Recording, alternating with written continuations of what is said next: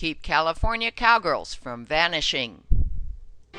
Welcome to the Urban Cowgirl Show. Training our horses and miniature cows in ranch versatility. Penning Rusty and Susie, our bull and heifer. Roping Rusty with Morgan horse, Semi. Training Eve to work over her haunches with a motor cow simulator. Training Eve on a cow roping simulator.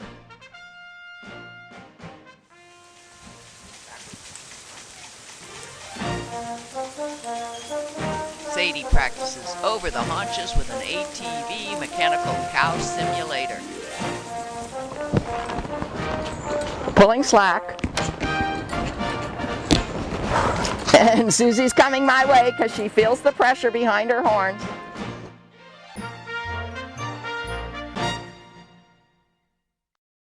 We continue to train Morgan mares Firecrest Easter Eve and her daughter Shadrach Sunshine Sadie to harness drive and pull in pairs. In our last session, we simply lifted the training pole between them so that they would understand that their proper position when they're doing this kind of work is with this training pole between them on either side of the harness pole.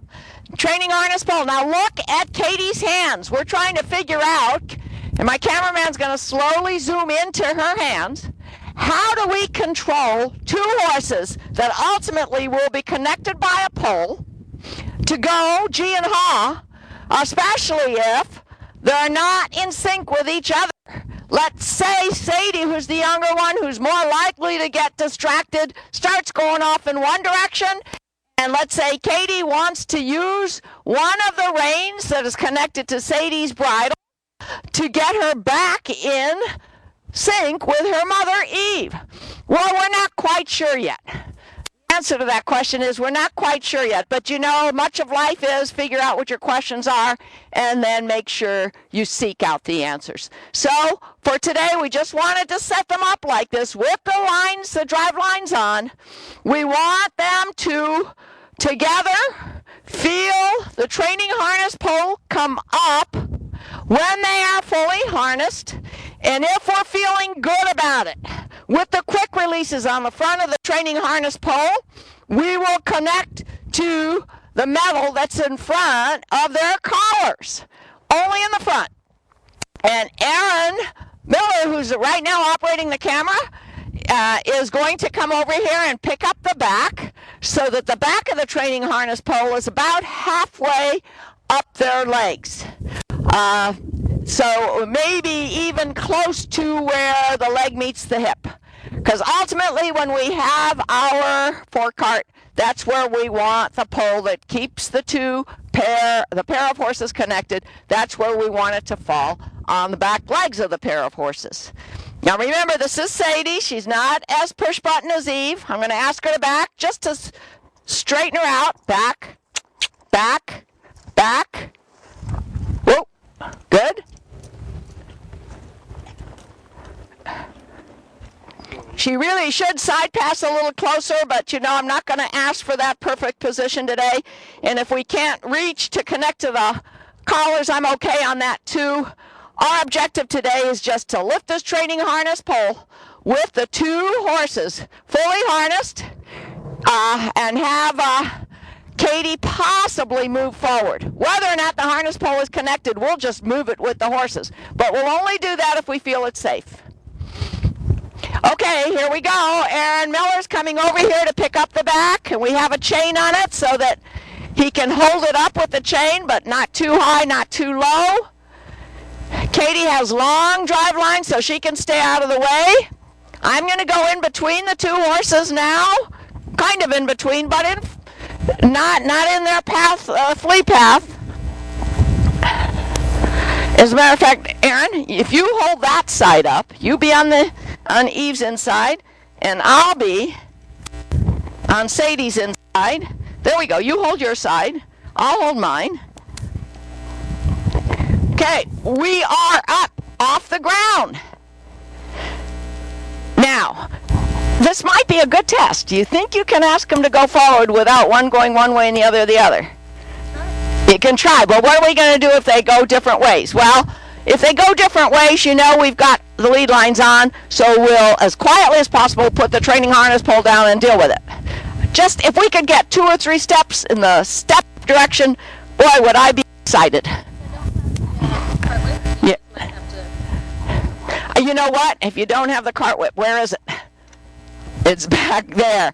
Okay, I'm going to have Aaron Amsh hold it up and very quietly hold Sadie. I'm going to talk to Sadie. It's good that she knows that we're walking around her. That's all right. Okay, I'm going to go get the cart whip.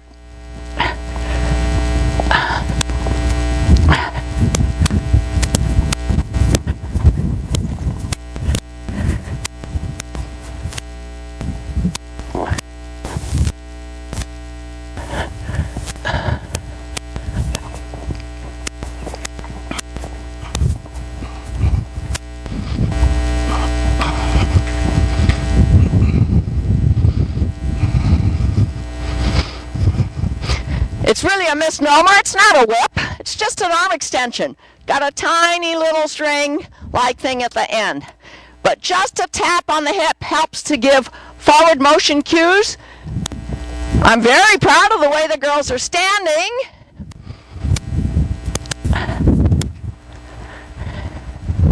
I'm sure you can hear the wind. It is getting quite windy.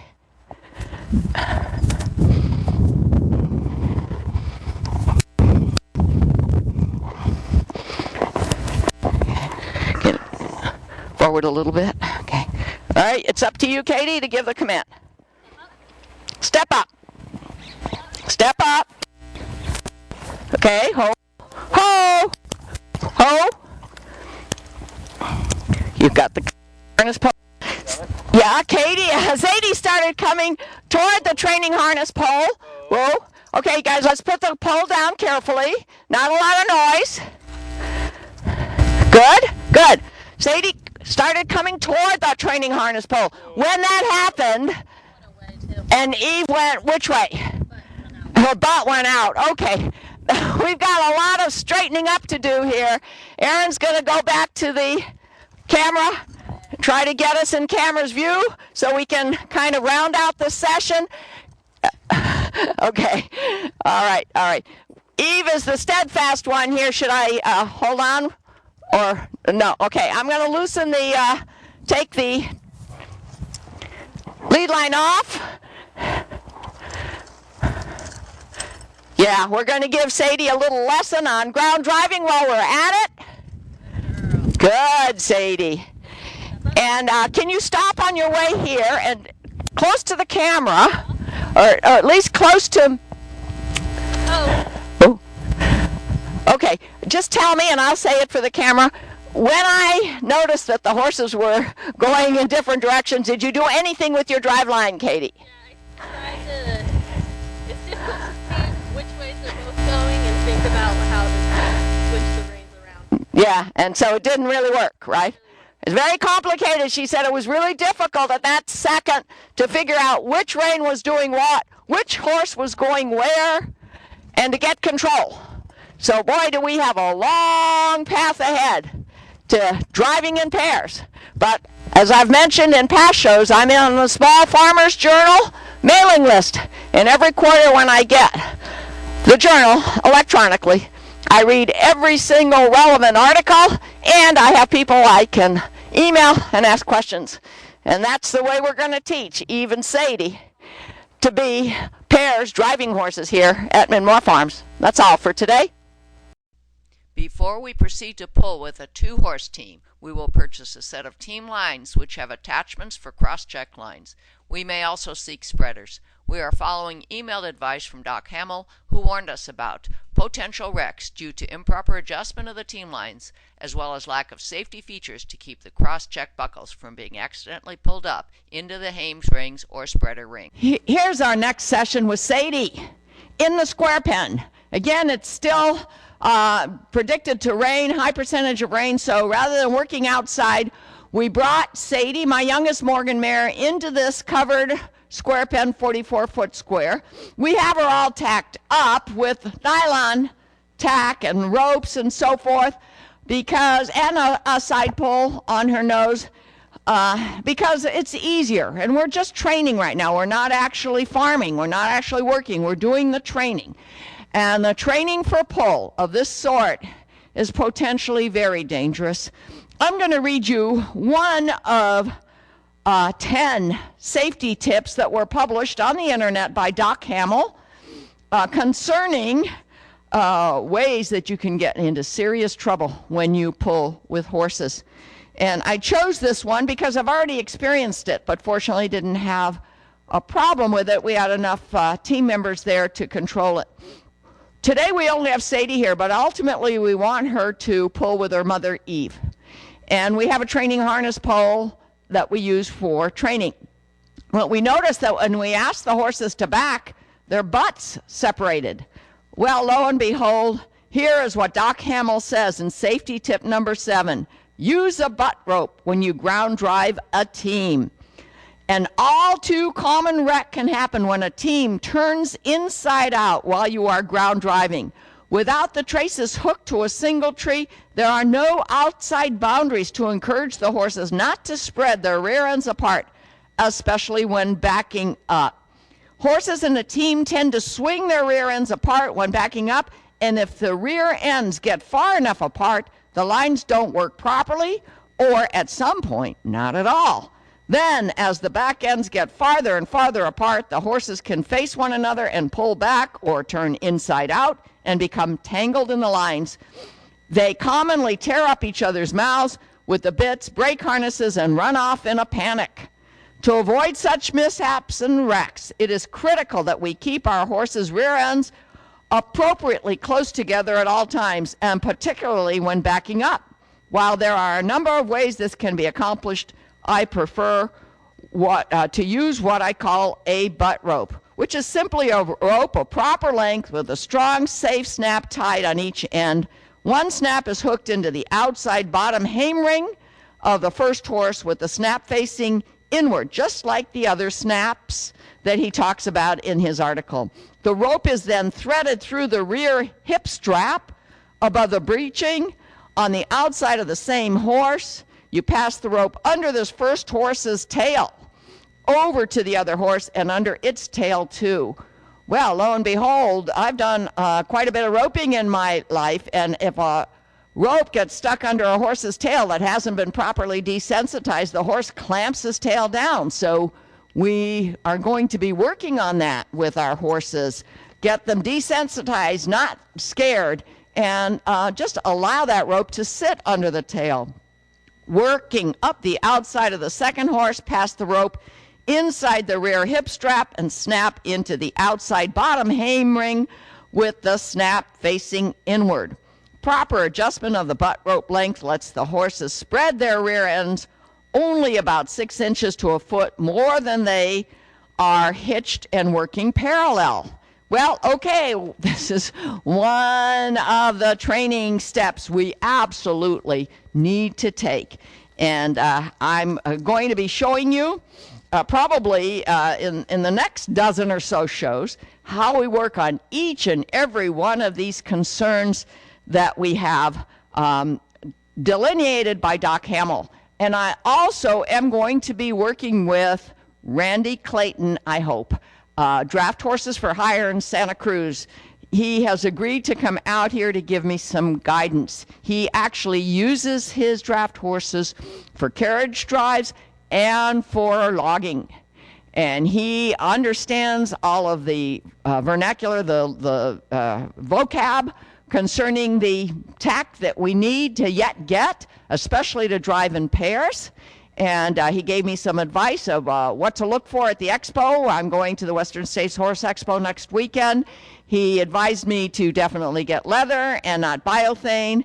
And he's very busy next week, but we hope to have our first lesson together, and I hope he'll allow me to video it, where he's going to give us some first-hand advice on what to do when and to do it safely. So for today, Sadie, you can see she's been very quiet, very nice, standing here. I'm going to just desensitize her to two things.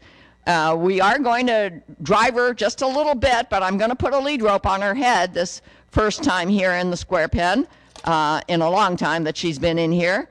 But I'm showing her the single tree. I'm making noises. It's all right. Letting her investigate it. Yeah, her nostrils are going wide. She's definitely investigating it.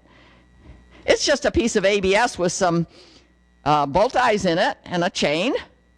I'm going to walk all the way around her.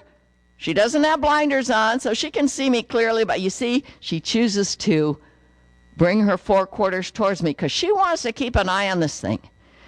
Eventually, I want her to allow it to be pulled behind her and attached to the single tree, whether it be a training one or a real one, a steel one or a wood one. I want her to allow us to pull things. So going in that direction, now going in this direction. I think she'll stop even trying to follow it. She'll realize it's not going to attack her. Yeah, she's chewing, licking her lips, so to speak. You know, she's okay. Her ears are back. She's trying to listen to me. Her eyes are blinking. Her head is down. She doesn't seem stressed at all, which is a good sign, but it can happen at any moment, and you always have to remember the nature of the horse. Okay, now what I'm going to do is put the single tree right here in front of Katie. I'm going to put it on the ground. Made a little noise. Using this inexpensive rope that I have some scissor snaps on, I'm going to just run it through, not tie it, run it through bolt eyes that we've put into this ABS,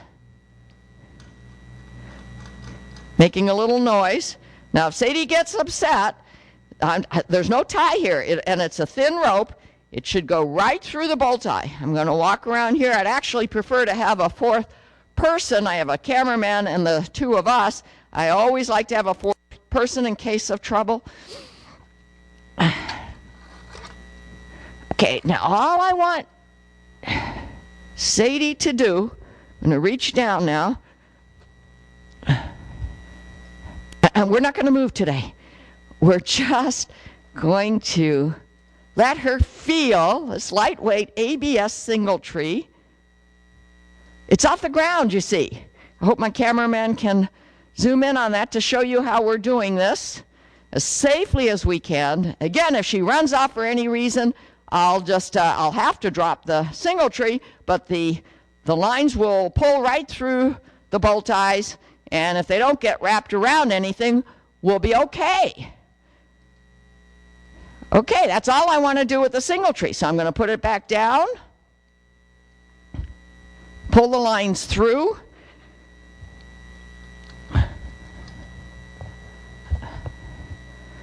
Then I'm going to go get a lead line that's right here.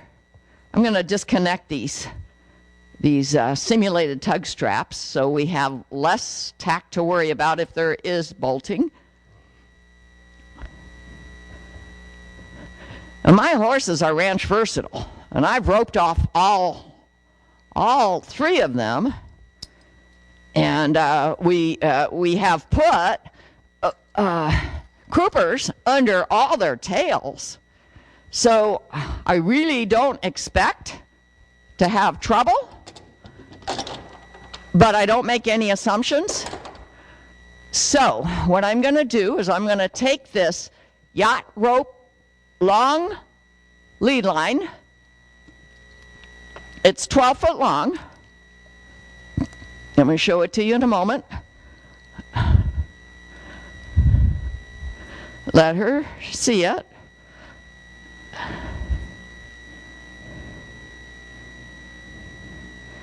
Okay, this is the one I'm going to put under her tail, if she allows it. This cotton lead line,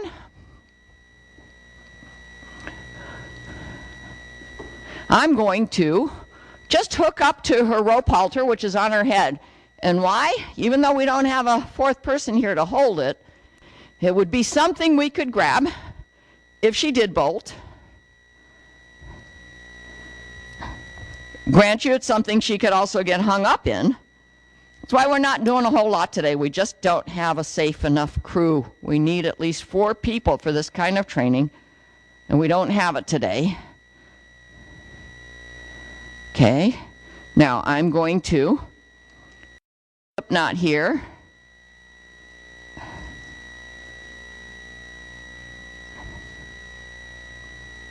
With a cotton lead line.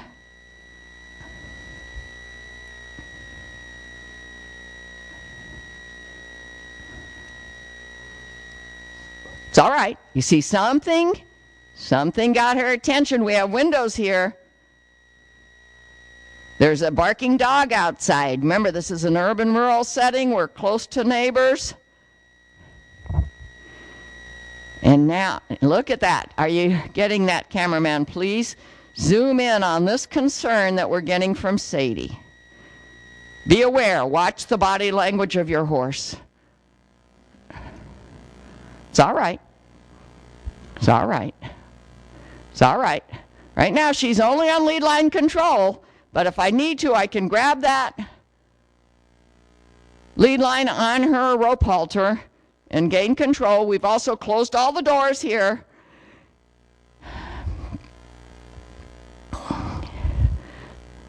And I may not even just put this under her tail. Not today. I may wait until we have a 4th person, but I'm going to get close to it. There you go. I've got it close to her tail. It's all right. It's all right. So she feels it on her hip.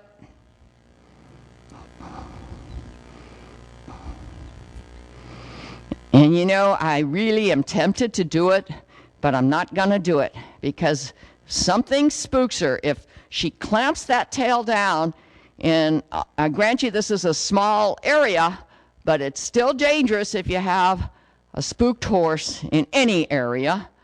And I would want somebody at her head when I lift her tail and try to put this yacht rope lead line under it. So this is as close as I'm getting to my interim success objective today. It's all right. And watch her. She heard something again outside. Watch her. She's concerned. It's all right. It's all right. I keep giving her words of gentling. She knows me very well. She's licking her lips now. I'm giving her, petting, and I'm saying that's as far as we're going to go today. But I think you've learned a lot if you've listened, and we'll keep showing you how we get to our ultimate goal of using our Morgan horses here for farming. We are now able to pull a single tree on the sanded ground of the covered square pen with Eve. We have a leather surcingle on her, but we're using all the easy-to-use nylon lead lines, drive lines, and our simulated tug straps. We have enough crew today that we feel we can do this safely, and we feel that Eve right now is the safest horse to use for harness work because she stands still. She can get spooked. Any horse can get spooked, but she has the best disposition, although she's looking out the window here. See, she is concerned about her surroundings. And I had a long conversation with Doc Hamill, and he's in Montana, about things that I could do more safely and more efficiently in the future. So our future videos about pulling will be with those principles in mind, and I'll let you know them as they come up. But today, just for a few minutes, we want to show you, look at Eve, look at her body language, the ears forward and so forth.